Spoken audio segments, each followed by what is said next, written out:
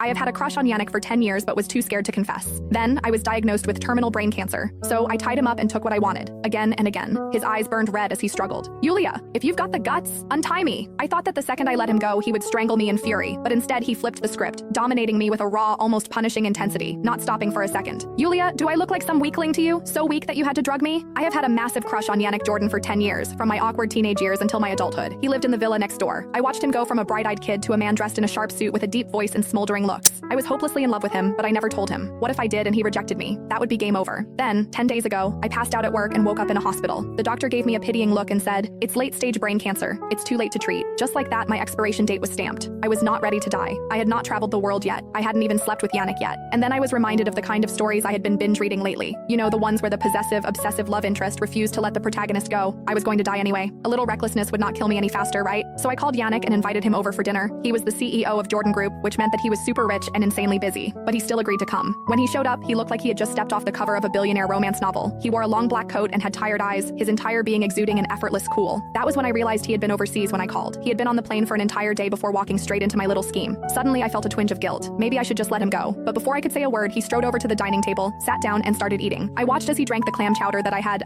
doctored a little. He raised an eyebrow at me mid-sip. "It's been a while. Your cooking has improved." Yeah, no kidding. Because it was takeout from the best restaurant in town. Why takeout? Because if I had cooked, it would have been so bad he wouldn't eat enough for my plan to work. By the time I grabbed a bowl from the kitchen, he was already looking a little woozy. I bit my lip. "Tired? Want to lie down?" He nodded. "I'm a little dizzy." "Take a rest then." We had known each other forever, so trust was not an issue. Hence, he followed me to the guest room without a second thought. Yannick was out cold. I struggled to peel off his coat, my fingers brushing against the crisp white fabric of his dress shirt. Beneath it, I could just barely make out the contours of his body. I swallowed, my throat suddenly dry as my pulse hammered against my ribs. But in the end, I lost my nerve. Instead, I rummaged through my closet and pulled out a collection of silk ties, ones I had bought for him over the years but never dared to give him. Well, tonight, they were finally going to serve a purpose. Carefully, I wrapped them around his wrists and ankles, securing him to the bed. By the time I was done, exhaustion hit me, and I collapsed onto the edge of the mattress. I lifted my gaze. I saw that Yannick's face was calm, his breathing steady. Right now, he looked so peaceful. But I knew that the moment he woke up, he would be furious. Just like the last time when his mother casually suggested that we should just get married, he was annoyed. I let my eyes linger on his face, memorizing every detail. I did not have much time left. In a few days, I would not get to see him ever again. I had spent my whole life being good and selfless.